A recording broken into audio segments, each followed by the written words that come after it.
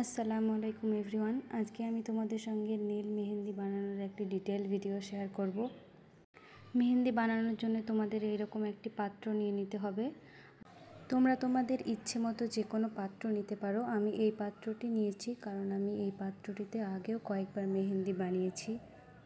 এবার আমি পাত্রটিতে চিনি দিয়ে দিলাম। চিনির পরিমাণটা তোমরা ইচ্ছে মতো কম বেশি করতে পারো। তোমরা যদি বেশি পরিমাণে মেহেন্দি বানাতে চাও তো চিনির পরিমাণটাও বেশি রাখতে হবে। এবার আমি চিনির সঙ্গে চা পাতা অ্যাড করে নেব। চা পাতার পরিমাণটা তোমাদের চিনির সম পরিমাণ রাখতে হবে।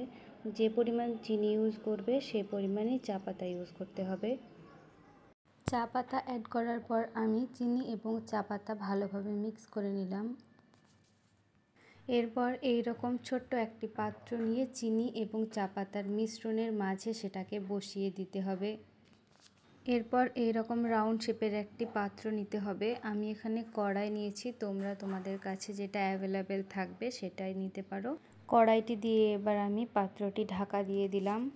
এরপর কড়াইয়ের ওপরে আমি কিছুটা পরিমাণ জল দিয়ে দেব। জলের সাথে কয়েক টুকরো বরফ দিয়ে দেব। এরপর ইন্ডাকশানে সুইচটি অন করে 3 থেকে 5 মিনিটের মতো রেখে দেব। এবার আমি এটাকে কিছুক্ষণ ঠান্ডা হওয়ার জন্য রাখবো। এবার আমি কড়াইটি উঠিয়ে নিলাম। তোমরা দেখতেই পাচ্ছ ছোট পাত্রটিতে কতটা পরিমাণ মেহেন্দি জমেছে। আমার আগের মেহেন্দি মেকিং ভিডিওতে তোমরা অনেকেই কমেন্ট করেছিলে যে তোমরা একই পদ্ধতিতে ট্রাই করছো কিন্তু ভেতরের পাত্রটিতে কোনো মেহেন্দি জমছে না। তারা আমার এই ভিডিওটি স্টেপ বাই স্টেপ ফলো করে আবার ট্রাই করতে পারো। এবার আমি এটির সঙ্গে কিছুটা পরিমাণ ময়দা মিক্স করে একটি মিশ্রণ তৈরি করে নেব। এই মিশ্রণটি তোমরা ডিরেক্টলি নেলের ওপর অ্যাপ্লাই করতে পারো বা কোন বানিয়েও নেলের ওপরে অ্যাপ্লাই করতে পারো।